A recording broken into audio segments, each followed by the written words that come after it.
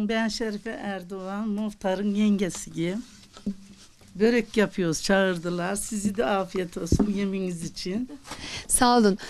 Köylülerin en ortak yönü aslında gönülleri, gönül kapıları, ev kapıları her şeye açık ve güler yüzü, hoşgörüyle karşılıyorlar bizleri.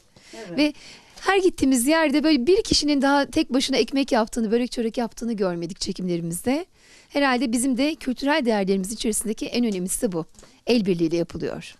Evet, hep el birliğini yaparız. Hiç yalnız bir kimse yemek yapmaz burada. Herkes bazlama yapar, gömbe yapar, börek yapar, her şeyi yaparız ama hep birlik yaparız. Evet. En aşağı 10 kişi oluyoruz böyle. Yufkalar da öyle hazırlanıyor değil mi?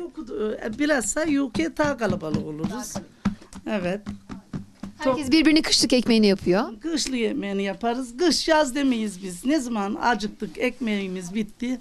Bu tabii bakkalımız olmadığı için. Burada bakkal yok değil mi? Herkes Bakkal kendisi. yok. İstediğimiz zaman kimin olursa gar olsun, kış olsun ekmeğimizi toplanır yaparız. Ama ne güzel, herkes birbiriyle. Köy içerisindeki komşuların ilişkileri nasıl? Komşuluk ilişkileri nasıl? Çok iyidir. Herkes birbirini gider gelir. Börek yapar, çörek yapar. Birbirimizin işini yaparız. Ne iş işlenecekse yaparız. Toplanırız. İyidir.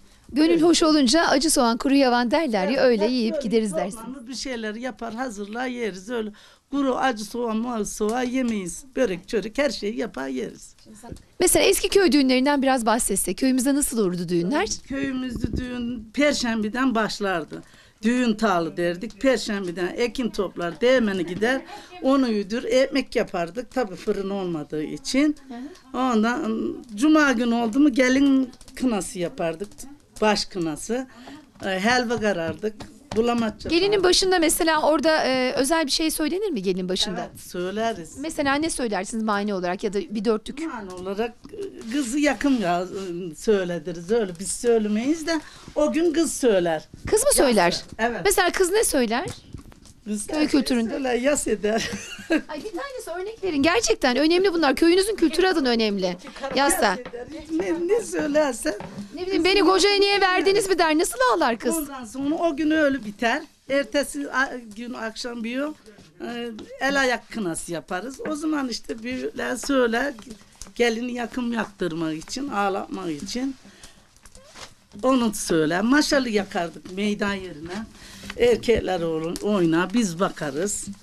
Ondan sonra ertesi gün gelin çıkarız. İşte öyle 4 gün düğün yapardık eski usule göre.